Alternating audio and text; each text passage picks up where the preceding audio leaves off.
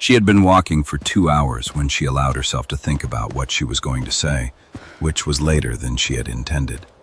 She had planned to use the full walk. Instead, she had spent most of it reviewing her herb inventory in her head, which was something she did when she did not want to think about something else, and which had told her nothing she did not already know, and which had brought her to the Eastern settlement with her opening words still not entirely in the order she wanted them. Before we continue, if you want stories that go a little further than this one, I have a Patreon. Steamier content, more intense stories, things that don't make it past YouTube. Link is in the comments below. She had been thinking about this conversation for 14 days. She knew she had been thinking about it for 14 days because she had noted the date when she understood what the nausea in the mornings meant, and she had decided she would wait 2 weeks before doing anything. And the 2 weeks had been the kind of 2 weeks that passed slowly in the way of time that is being used for something specific. She had used the time well. She had done the accounting of what she had and what she needed and where the gaps were. She had savings. 3 years of keeping the clinic solvent had produced a modest but real cushion. She had skills that were directly applicable. She had Dessa, who had been her professional mentor for 5 years and who was also her friend, and who would help in the ways that Dessa helped, which were practical and without drama. She had a house with a room that could be a nursery. She had clients who trusted her and who would continue to be clients because the quality of her work had nothing to do with her personal life. She had made a list. The list had 17 items on it. She had addressed 12 of them already and had clear plans for the remaining 5. Item 14 was, tell Cael. She was not on the fence about whether to tell him. She had never been on the fence about this. He deserved to know. She was a person who believed that people deserved to know things that concerned them, and he was the father of the child she was carrying, and so he deserved to know she was carrying it. This was not complicated. The complicated part was telling him in a way that made absolutely clear that knowing was the only thing she was asking of him, which required very precise language, and she had been working on the language for 14 days. The key was the distinction between information and request. She was providing information. She was not making a request. She was not asking him to alter his life or his plans or his work or anything about the choices he had made when they had ended things, gently, with no drama and no blame. She was simply closing the loop on a piece of information that was relevant to him. This was the correct framing. She had tested it against every objection she could produce, and it held.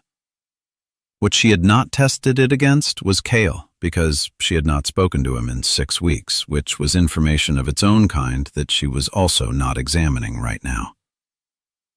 The site was easy to find. Construction sites had a sound, the particular percussion of people doing physical work with intention, and she followed it to the far end of the settlement's main road where a granary was going up in the organized stages of a project that knew what it was doing. She recognized the quality of the organization before she found him. He ran sites the way she ran deliveries, no wasted motion, everything where it needed to be before it was needed. She found him at the south wall fitting a header beam with 2 other men. She waited. She had been raised to respect people's work. Interrupting a man in the middle of placing a beam was the kind of thing that could cause problems, and she did not want to be the source of problems for this job or any job he was working. She stood where she could see him, and she waited, and she used the time to put her words back in order. She had been precise in her own deliveries for 8 years. She knew how to tell people difficult things. The key was to be clear about what was true and clear about what you were asking for, or, in this case, clear about what you were not asking for, which was the more important part. He saw her when the beam was set. She could see the recognition from 20 feet away, the specific quality of a person who has processed what their eyes are showing them and has not yet decided what to do with it. He said something to the men he was with and came down from the wall. He looked the same. This was not surprising. It had been 6 weeks, not 6 years. but she had half expected something to be different, and nothing was.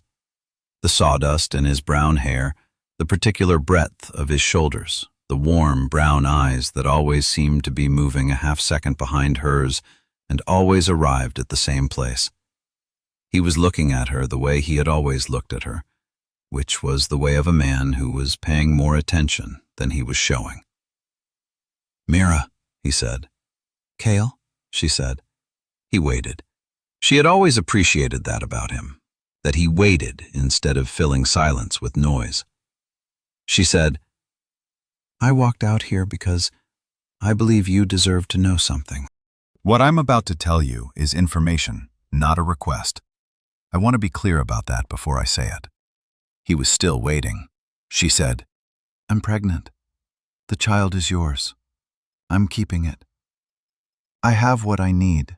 I have savings, I have skills, I have neighbors who will help. I am not asking anything of you.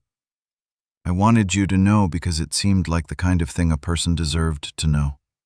That's all." She had practiced that. It had the correct amount of information and the correct amount of clarity about what she was not asking for. She had said it in the right order. He was quiet for a moment. He looked at her with the unhurried quality of someone taking something in before responding, which was his way, and which she had liked, which was one of several things she was not thinking about today. Then he said, "You're wrong about that." She said, "I'm not asking for anything." He said, "I know. I'm telling." She looked at him. She had prepared for relief, the exhale of a man who understood that he was being let off a hook and was grateful for the clean exit. She had prepared for complications, the tangled hesitation of a man who felt obligation without wanting it. She had prepared for something in between. She had not prepared for a man who simply declined her premise. "The job here is nearly done," he said. 3 more days, maybe 4. "That's not the point," she said. "I know it's not the point. I'm not asking you to come back. I know you're not asking." He picked up his tools from the ground beside the wall and hung them on the loop at his belt with the practiced economy of a man who had been doing it for 20 years. "But you've been thinking about this for 2 weeks at minimum, because that's how you work. And you've come all the way out here on foot because you thought I deserved to know. So I'm telling you, you're wrong about it not being my problem. That's all." She said, "You can't just—" "I'm not just anything," he said. "I'm finishing this job and riding back with you. You can argue the whole way if you want." She had arguments. She had good arguments. She had been building them for 2 weeks, and they were sound. The problem was that the flaw she kept looking for in his logic was not appearing, and she was not going to make arguments she could not support simply because she needed something to say. She was a midwife. She worked with facts. The fact was that she was not actually asking him not to come. She was telling him he did not have to. These were different things, and she had been treating them as the same thing. And now that someone had pointed out the difference, it was very difficult to unknow it. The argument was that she had managed her life entirely on her own for 8 years, through the years of her training and the years of building the clinic and the years of establishing herself in a territory where being an orc woman doing human work in human spaces required a specific kind of daily management that she had gotten very good at. She had managed it. She was good at it. She did not need to import a complication into what was already a complicated enough situation. He said, "I know you've managed everything on your own for 8 years. She looked at him. He said, "I'm not suggesting you can't manage this. I'm suggesting you don't have to." "That's the same thing I've been saying to you." "No," he said. "You've been saying I don't have to. I'm saying you don't have to. They're different sentences." She stood there on the construction site with the sawdust smell and the sound of other men working and looked at the man who had just used her own argument against her with the specific precision of someone who had been listening carefully for 4 months and remembered what he had heard. She said, "This is very inconvenient." He said, "I know, I'm sorry about that." She said, "No, you're not." The corner of his mouth moved. "No," he said, "I'm really not." She had liked that about him, the honesty of it, the way he declined to perform a sentiment he did not have. She had filed this under things she was not thinking about, and the file was getting very full. She said, 3 more days. He said, 4, maybe. The south wall has a problem I need to look at. She said, "I'm not waiting 4 days." He said, "I'll look at the south wall tonight." She said, "I'm riding back tomorrow morning with or without you." He said, "That seems inadvisable." She said, "I walked out here. I can ride back." He said, "I'll look at the south wall tonight," and went back to work. She went and found herself a place to sleep, which was available because the settlement had a public house and she had coin and was known in the territory as someone whose arrival meant professional business. She ate supper and thought about the south wall and whether it was actually a problem or whether he was giving himself an extra day for reasons she was not going to examine. And she went to sleep earlier than she usually did because she had been walking all day and her body had recently started having opinions about things like that. He looked at the south wall that evening. She did not see what he found. In the morning, he was ready to ride. She rode back with him 3 days later. She had walked. He lent her his horse and rode a borrowed one beside her, which was a practical solution and also characteristic. The room she gave him had been a storage room. It was not a large room. A single bed would fit with reasonable clearance, and there was a window that faced the yard, and there was a hook on the wall for a coat. She cleared it in 2 hours, which involved moving herb crates and supply boxes to the clinic workroom and consolidating some of her dried herb storage into the kitchen, which was a less than ideal arrangement, but which she could make work. She did not make a gesture of it.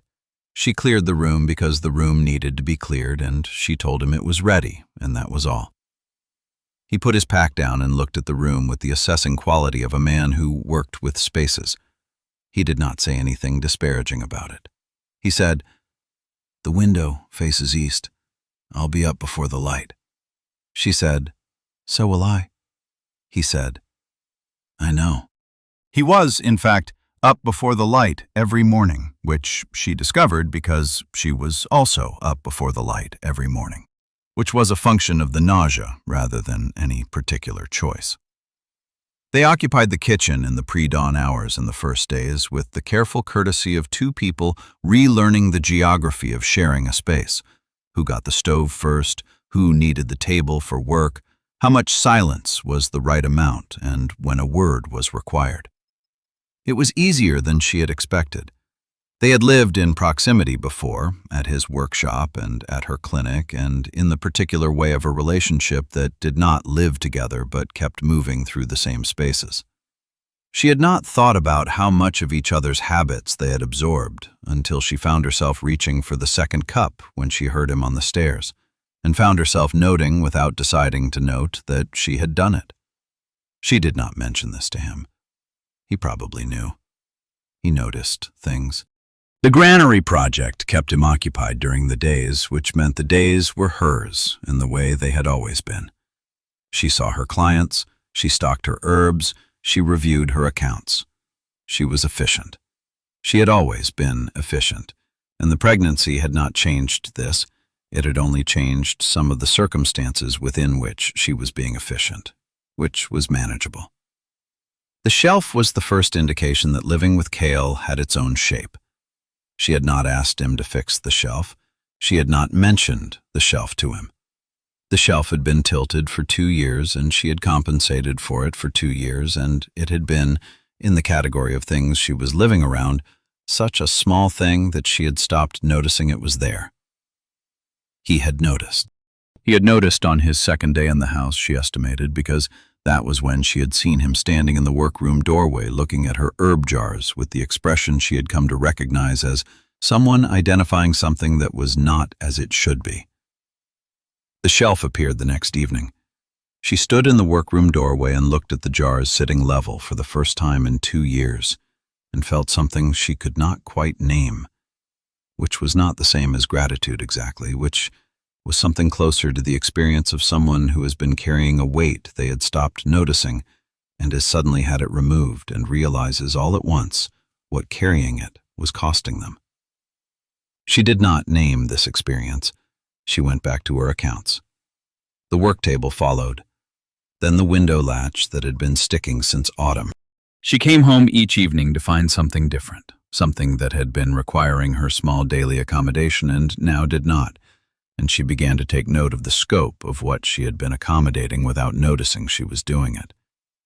She was a good midwife. She was also, she acknowledged to herself one evening, someone who had been managing everything alone for so long that management had become invisible, had blended into the texture of the days so completely that she had stopped distinguishing between what was work and what was unnecessary. The folded cloth under the table leg, the jars on the left side. The window opened at a specific angle to catch the latch on the third try. Small inefficiencies, too small to name, too persistent to entirely ignore. He was removing them one by one without being asked and without commenting on the fact that they existed. The weeks between the crib appearing and the labor beginning were the weeks she later thought of as the weeks when she stopped trying to catalog what was happening and simply let it happen, which was not her nature, but which she was practicing. He was in the settlement for good reasons. The granary had ongoing work even after the main structure was up, finishing details that required someone who paid attention. He was in her house for reasons she had stopped requiring to be explained. The distinction between these two things had collapsed sometime in the 5th week without announcement, and she was living on the other side of the collapse. She finished her client notes every evening. He finished whatever he was reading or planning. They overlapped in the kitchen and on the porch and in the workroom where she kept the herbs and where he had lately taken to sitting in the evenings because the chair there was better for his back after the long days. She did not object to this. She had stopped finding reasons to object to the specific shape his presence had taken in her space. She finished her client notes every evening. He finished whatever he was reading or planning. They overlapped in the kitchen and on the porch and in the workroom where she kept the herbs and where he had lately taken to sitting in the evenings because the chair there was better for his back after the long days. She did not object to this. She had stopped finding reasons to object to the specific shape his presence had taken in her space. She asked Dessa on one of the bi-weekly visits whether she was making a mistake. Dessa said, "Medically?" Mira said, "No." Dessa said, "Then I'm not the right person to ask." Mira said, "You're the person I'm asking." Dessa looked at her with 30 years of accumulated assessment. She said, "You're not making a mistake. You've been trying to make it a mistake and it won't cooperate." She adjusted the measuring tape she was using and added, "The child will be healthy. The man makes good furniture. Some things are not complicated." Mira said, "I'm not in the habit of letting things be uncomplicated." Dessa said, "I've noticed. You might practice." She practiced. It was harder than it sounded and easier than she had expected. She said in the 2nd week, "You don't need to fix everything." He said, "The step is a tripping hazard." She said, "I haven't tripped on it." He said, "Yet." A pause. "You're going to be moving faster in a few months, and then slower, and then carrying something and not watching your feet. One nail." She looked at him. He was right. She had thought about the step twice in the past month and had not gotten to it. She said, "All right, the step." He said, "And the window latch." She said, "I've been managing the window latch." He said, "I know, it takes you 3 tries." She said, 2. He said, 3. I've watched. She said nothing. The window latch was fixed the next morning. She did not mention it. Their evenings had their own rhythm within the week. He cooked on the days she had late clients. She cooked on the days she did not. Whoever cooked set the table. Whoever did not cleaned up after. Neither of them had established this. It had simply arranged itself out of the logic of two people sharing a space, which they had done before, which they were both finding was easier to step back into than either of them had expected. He asked how her day was every evening. She had not expected this to be significant. It was a routine question, the kind people asked out of social habit. But he asked it, and then he waited, actually waited for the answer. And when she gave the answer, he asked the next question that the answer suggested. By the third week, she had stopped giving the short answer and had started giving the real one. She noticed one evening that she was telling him about a client before she had decided to. The words were simply already out. She finished the story and he said, "The positioning problem. Did you get to it before or after the second hour?" She said, "Before, just." He said, "Good." She said, "Yes." They finished supper. She thought, this is what it is to have someone who asks the second question. She had not had that before, and she had not known she was missing it. Her client with the overdue baby delivered 4 days after Cael came back. It was a straightforward birth, the kind that required attention and patience rather than any specific intervention, and she had the right amount of both. The mother was experienced. This was her third, and the baby arrived in the early afternoon and was healthy, and the mother was fine, and Mira was home by evening with the particular satisfaction of work that has gone as it should. She told Cael about it while they were making supper, which she had not planned to do. She had not planned to tell him anything in particular. She had been working through the supply situation in her head, and he had asked how her day was, and she had found herself telling him about the birth with the same thoroughness she used when reviewing cases with Dessa. He had listened with his hands on the vegetables he was chopping and asked whether the position had been what she expected. It had not. She had managed it. He asked how. She told him. This was, she noted afterward, not how she had expected the evening to go. She had expected to give the short answer and go back to thinking about the supplies. She had given the complete answer instead, and the complete answer had been useful to say out loud, and she had gone to bed that evening without any of the loose threads she usually carried from complicated days. She was also tracking 2 younger clients, a first-time mother who asked many questions, which Mira considered healthy, and which she answered with the thoroughness they deserved, and a woman from the northern part of the settlement whose pregnancy was progressing normally, but whose living situation required some additional planning that Mira was helping to coordinate. Neither of these cases was simple in the way that simple meant easy. They were simple in the way that meant she could see the path through them clearly, which was the kind of simple she trusted. Cael came with her on the supply run to the settlement north of them, which she had not asked him to do, and which he explained by noting that the 2 crates she was bringing back weighed more than she should be lifting right now. She said she had been lifting crates for 8 years. He said he knew, and he was still coming. She considered arguing and decided that the crate was in fact on the heavier end of what she wanted to be managing right now, and that his presence would not actually cost her anything. He carried the crates.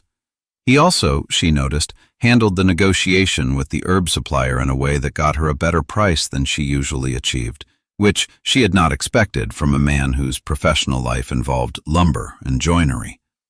She asked him about it afterward, and he said his uncle had been a merchant, and he had helped with the stall from the time he was 8, and that the principle was the same whether you were buying wood or herbs. Know what you need, know what you're willing to pay, and wait. She said, "You never told me your uncle was a merchant." He said, "You never asked." She said, "What else haven't I asked?" He said, "That's a long conversation." She said, "We have the road back." They talked for 2 hours on the road back. She learned things about him she had not known, which should not have surprised her. 4 months was not a long time, and much of it had been winter, and they had been busy with their respective work. But which did surprise her slightly, in the way that discovering the extent of a thing you thought you already knew was always slightly surprising. He was more specific than she had understood. He had more history than she had seen. He was also, she noted, interested in hers in the same way, asking questions that assumed she had answers worth having, which was not always how people approached a midwife's professional life. She answered his questions. He answered hers. They reached the settlement as the light was going, and she thought, "We are good at this." They had been good at this before, and they were still good at it, and she had spent 6 weeks not thinking about that, and now she had thought about it. She went to bed and thought about it some more, and then she went to sleep. The day the neighbor said something in the market was a Tuesday. She had been buying dried herbs from the spice cart, and Cael had been beside her because he had come with her to carry the bags, which was useful. The neighbor, a man named Cael, who had lived 2 houses down for 3 years and who had always been the kind of person whose opinions arrived before he'd finished forming them, said something about the child and who it would belong to and what the settlement did and did not need. Cael said, "Finish your shopping." He said it to Cael, not to her, in the tone of a man wrapping up a conversation that had not been worth starting. Cael went quiet. Cael picked up the herb bag and they continued shopping. She dealt with the second instance herself at her clinic door the following week. A woman who had heard something from Cael appeared with the specific quality of a person who had come to verify gossip. Mira told her, in the same efficient tone she used to deliver medical information, that she ran a clinic and the people in it were her business and nobody else's, and that if the woman needed a midwife, she should come back during clinic hours. The woman left. She told Cael about it that evening only because he had asked how her day was. He said, "She won't come back." She said, "No." He said, "And Cael?" She said, "Cael will decide that the pregnancy was his idea to accept gracefully once the baby arrives and people start congratulating us." People will congratulate us? People do when there's a baby. It's a reflex. He was quiet for a moment. Then he said, "Us." She looked at him. He was looking at his coffee. She had used the word without thinking about it, which was information about something she was not prepared to examine tonight. She went to bed. He did not mention it again. Her body was doing what bodies did, which she understood clinically and was experiencing personally. And the two kinds of understanding did not always produce the same result. She knew what the nausea in the mornings was, and she was still tired of it. She knew what the tiredness was, and she was still tired. She knew with complete professional certainty that all of it was correct and appropriate, and that she was in good health, and that the pregnancy was proceeding as it should. And this knowledge helped approximately as much as knowing the name of a storm helped with being in it. Her body changed in ways she had expected and ways she had not. The clinical understanding was precise and complete. The personal experience was its own thing. She had told mothers for 8 years that the tiredness of the first months was the body working at a scale the mind did not easily track, that it was not weakness, that it was an enormous amount of work being done continuously at a level below any threshold of conscious awareness. She had been right about all of this. She was still tired. She took notes because taking notes was how she understood things, and because her own pregnancy was also professional information, a first-person account of something she had only ever observed from the outside. Dessa read the notes once, on a Tuesday, and said Mira was the only person she had ever known who kept clinical records on herself. Mira said she was aware that this was unusual. Dessa said she was not criticizing. Mira said she knew that too. Cael asked once whether the note-taking helped. She said it did. He said he thought it might. He had been watching her settle at the table with the small book every evening and had not asked about it until he did, which was the correct interval for him to wait. She said, "You could read them if you wanted." He said, "Are you offering?" She said, "I'm informing you of the option." He said, "I'd like to, when you're ready." She said, "Not tonight." He said, "No rush." She went back to the notes. He went back to his plans. Neither of them made anything of it. Cael noticed. He did not comment. He moved his morning work to a slightly later start, which meant she had the kitchen to herself during the worst of the morning hours without having to explain why she wanted it. He made coffee that she could smell from the other room, which she could not drink before noon, and he made it anyway because he drank coffee, and this was his habit. And then, one morning, she came out and he had put the pot at the far end of the counter by the window where the smell dispersed. She looked at the pot. He was at the table with his plans. She said, "You moved the coffee." He said, "The window catches a draft." She said, "The window faces east." He said, "The morning light's better for the plans." She said,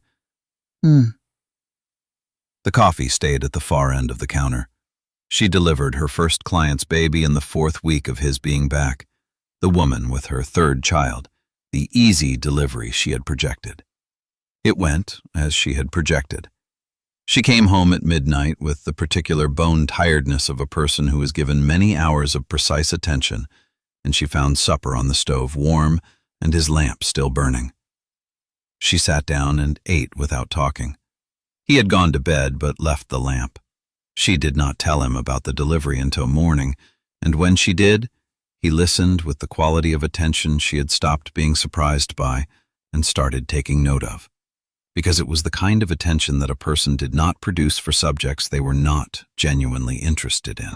The second delivery was harder. The young orc woman having her first child had a longer labor than projected, the kind that required Mira's full attention for 6 hours and her patience for 2 more. She came home in the gray early morning and he was already up and there was food, and she ate it, and then sat with her hands around her coffee cup and said nothing for a while. He let her be quiet for as long as she needed. Then she said, "Everyone was fine." He said, "I know. You would have said immediately otherwise." She looked at him. He was right. She would have. She said, "She had a harder time than I wanted." He said, "But fine." "But fine," she agreed. He said, "Do you want to tell me about it?" She did, which was the part that surprised her. She was not a person who processed things by talking. She processed things by thinking, alone, until the thinking was done. But she told him about the delivery in the specific way she talked to Dessa when a delivery had required more than expected. Not the clinical narrative, but the real one, the parts that had required the full depth of what she knew. He listened to all of it. He asked 2 questions. Both of them were the right questions. She went to sleep and did not dream. The crib appeared on a Thursday. She came out in the morning and it was on the porch. She stood and looked at it. It was well made. She could see that without touching it, the joinery tight, the wood smooth, sized correctly for a newborn with room to grow. At each corner there was a small carved detail. Her herb mark, the stylized plant she used on her medicine labels, the symbol that any of her clients would recognize as hers. She stood on the porch for a while. Then she walked to his workshop, which he had taken space in at the edge of the settlement, and she stood in the doorway. He was working on something for the granary's internal shelving, which was the kind of detail work that could be done in a workshop. He looked up when she appeared. She had a sentence prepared. She had walked over specifically to say it. He said, "The herb mark is on the south side of each corner. I thought you'd want it facing toward the room." She looked at him. He went back to the shelving. She stood in the doorway for a moment longer. Then she went home. The crib was on the porch. She brought it inside and put it in the room where she had planned to put a crib, which was the east room because it got the morning light. She set it down and stood back and looked at it for a while, at the herb mark on each corner facing into the room, and she went back to work. She did not say anything about the crib that evening. He did not bring it up. One evening, in the 7th week of his being back, she said, looking at the window, "You've stayed longer than the granary project." He said, "Yes." She said, "You had other jobs." He said, "I sent word they'd need to find someone else." She looked at him. He was reading something, one of the territorial bulletins she kept on the shelf. He did not look up. She said, "You could have said something." He said, "I thought it was obvious." She said, "It wasn't obvious." He put the bulletin down and looked at her. He said, "I thought about you every day for 6 weeks. Then you walked onto my site and told me not to worry about you, which was the most Mira thing anyone has ever said to me. I rode back with you. I thought that was fairly clear." She said, "It wasn't clear to me." He said, "I know. You were busy being competent." She looked at him for a long moment. He held her look with the warm steadiness of a man who had already decided something and was simply waiting for it to arrive at its conclusion. She said, "I'm still competent." He said, "Extremely." A pause. "I'm not here because you need help." "Then why?" He looked at her the way he had looked at the crib. "Because I want to be here. That's the whole of it." She sat with this for a while. Outside, the settlement was doing its evening things, the particular sounds of a day finishing. The lamp was burning, the workroom through the door held the level shelf and the solid table, and she could see the doorway to the east room where the crib was. She said, "You should have said earlier." He said, "Probably." She said, "Next time." He said, "Yes."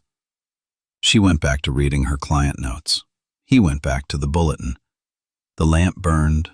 The step on the porch still needed one more nail, which she had mentioned twice and which he had acknowledged twice and not done, which was unlike him, but which she had begun to suspect was deliberate in some way she had not finished working out. The labor began on a Wednesday morning, which she considered reasonable. She had been expecting it for 2 days. The particular quality of the waiting that she knew from the outside and was now knowing from the inside, which was different in ways she was continuing to add to her notes. She told Cael the way she told her clients' families, clearly, with the relevant information in the relevant order, with her estimate of the timeline and what she needed from him, which was to go get Dessa and to stay out of the way until she said otherwise. He went and got Dessa. He stayed out of the way. Dessa was 63 and had delivered children in this territory for 30 years and had delivered Mira's professional manner back to her on more than one occasion with the specific authority of a woman who had seen enough to have opinions worth having. She came in, looked at Mira, looked at the room and said, "You've got this. Tell me what you want." What Mira wanted was to be managed the way she managed her clients, which Dessa understood because she had been managing women like Mira for 30 years, and she did it with the same quiet precision and without commentary on the choices Mira made about her own labor, which were mostly good choices. It was long. It was hard. It was not dangerous. She had prepared correctly. She knew what was supposed to happen and when it was happening correctly and when it needed adjustment, and she could communicate this even when communicating required considerable effort. She was good at this. She was, she noted somewhere in the middle of the night, extremely good at this, which was the kind of thought she normally kept to herself, and which was allowed in the privacy of her own labor. The baby was born at 3 a.m. on a Thursday. She was a girl. She was healthy. She had Mira's dark eyes, immediate and direct. Her skin had the warmth of something between two colors that had not existed before, a tone that was hers alone, which Mira had known intellectually would happen and which was different to see than to know. Mira held her for a long time. Dessa cleaned up with the efficiency of someone who had done this many times. The lamp burned. The east room was quiet. After a while, Mira said, "Cael?" He was in the doorway before she had finished the word. She said, "Come in." He came in. He looked at the baby. He sat beside her on the edge of the bed in the way of someone who understood that sitting was correct and that anything more was not the moment. He looked at the baby the way he looked at finished work, with the complete attention of someone checking that a thing had come out right, that it would hold, that the joinery was true. It was right. She would hold. She looked back at him with the direct gaze of a person who had just arrived and was already paying attention. He said, "She has your eyes." "Yes," Mira said. He said, "She's all right?" "She's excellent," Mira said, which was the clinical word and also the true one. He sat with them until Dessa told him, with the authority of 30 years, that Mira needed to sleep and that he could come back in the morning and that he had done his waiting very correctly. He went. Dessa looked at Mira with the expression of a woman who had delivered enough babies to know what she had been watching through the doorway. She said, "He stayed the whole time." Mira said, "He was told to stay in the main room."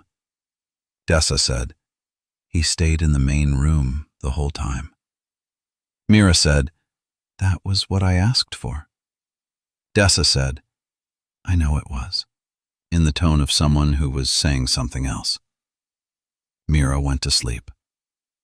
The weeks after were the weeks of adjustment, which she had also understood clinically and was now knowing personally. The baby slept in the crib in the east room in the morning light. Dessa came every other day for the first 2 weeks, and then weekly, delivering the same quiet authority she always delivered and asking questions whose answers she already knew because she was checking rather than asking. Cael was there. He was there in the ways he had been there before and in some new ones. He had figured out the carrying cloth with the specific patience of a man solving a structural problem, adjusting the length and the wrapping until it supported her back correctly and left her hands free, which she needed because she was back to working part-time by the 3rd week, and the hands were the primary instrument. He had stopped sending word to other jobs. She knew this because the letters had stopped coming. She had not asked him about it. He had not raised it. It was a fact, like the level shelf and the solid table. It was done. It was there. It was not mentioned. The 6 weeks after the birth had their own education. She had been present for many recoveries. She had counseled many new mothers through the specific combination of tiredness and overwhelming feeling that arrived with a healthy baby and a body that had just done something considerable. She was now counseling herself through it, which was, as she had suspected it would be, different from counseling someone else. The tiredness was absolute. She had been tired before, the particular tiredness of a long, difficult labor, of a night of uncertain calls, of a week of multiple due dates. But this was a different category. This was the tiredness of a body allocating everything it had to the most important thing and leaving the rest for later. She slept in ways she had not slept since she was a child. She woke fully and then was tired again by mid-morning, and this was correct and appropriate, and she still found it surprising every time. Dessa came and had opinions, which were always accurate. The baby grew. Mira's body mended with the efficiency she had demanded of it for 30 years, and which it continued to produce because she had not given it cause to do otherwise. Cael was there. He had stopped framing this as temporary, had stopped the small ways of speaking that suggested he might be anywhere other than here, the mild hedges of a man who was not certain of his welcome. She was not certain when this had changed. It had changed. He handled the baby with the care of someone who had not spent time around infants and was approaching the situation with the same methodical attention he brought to unfamiliar work, reading what was needed, making adjustments, doing the thing correctly rather than rushing. He was not effusive about it. He was present, which was more useful. She watched him hold the baby one evening, sitting in the workroom chair with the infant in the crook of his arm, the baby's dark eyes examining him with the unfocused intensity of the very young examining the very present. And she thought, this is what I didn't plan for. Not him staying, not the crib, not any of the specific things he had done. The particular quality of him being in the room.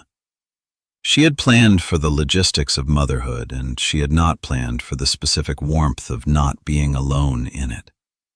She did not say this. She went to make tea, and when she came back, she set his cup beside him and sat down across from him, and they were quiet in the way they were quiet together, which was the way of people who did not need to fill the space between them. She had been wrong. She had been right about a great many things and wrong about this one. She was practicing letting that be true without making it into something it did not need to be yet. The baby's name took 3 days. She had a list of names she had been considering. She had not discussed the list with anyone because the list had been private and also because she had not decided, and she did not like to discuss things she had not decided. She went through the list in her head on the first day and eliminated 4 names for reasons she articulated clearly to herself. She went through the remaining names on the second day and found 3 of them pulling at her attention. On the third day, Cael came into the east room where she was sitting with the baby in the morning light and said, "You're naming her." She said, "I'm considering." He said, "What are you considering?" She said the 3 names out loud. He listened to each one. He said, "Which one is she?" She looked at the baby, who was looking at the ceiling with the profound focus of someone discovering that ceilings existed. She said the 3rd name. He said, "Yes." She said, "You agree?" He said, "She looks like that name." He looked at the baby for a moment. "Wren." She said, "Wren," testing it. The baby did not look away from the ceiling. She was not consulted, which was appropriate because she was 8 days old and her opinions were still developing.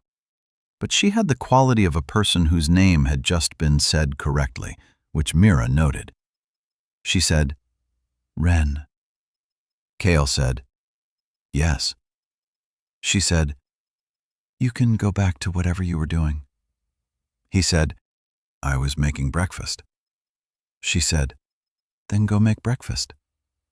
He went to make breakfast. She sat with Wren and the morning light and the name, which settled into the room the way correct things settled, without effort, without requiring anything more from her. One morning near the end of the 6th week, she came into the workroom and found him standing at the crib. The baby was asleep, which she did with the total commitment of a person who had not yet learned to do things halfway. He was looking at her the way he looked at finished work. Mira said, "The step still needs 1 more nail." He said, "I know. I'll do it this afternoon." She said, "You've been saying that for 2 weeks." He said, "I've been busy." She said, "With what?" He looked at the sleeping baby. He looked at her. He said, "This." She sat down in the chair by the window. He sat down beside her. The baby slept. The spring light came through the east window and lay across the crib and across the floor and across both of them with the warmth of a morning that had decided to be generous about it. Neither of them said anything for a while. The settlement outside was doing its morning things. The step on the porch had its missing nail. Her coat was on the hook in his workshop, where she had left it 3 weeks ago and where neither of them had moved it. She said, after a while, "You were wrong." He looked at her. She said, "It is your problem. I was wrong about that." He was quiet for a moment. He did not make it large or small. He simply sat with it, the way he sat with everything that mattered, which was fully, and without hurrying it into something it was not ready to be yet. After a moment, he reached over and adjusted the baby's blanket where it had slipped at the corner. It was a small adjustment. It was the right adjustment. The blanket stayed. Outside, the step with its missing nail, the workshop with her coat on the hook, the settlement in the spring morning. Inside, the east room with the morning light and the crib with its 4 carved corners and 2 people sitting beside each other, and a baby who was asleep and who would wake up soon, and who was, in every specific and particular way, both of theirs.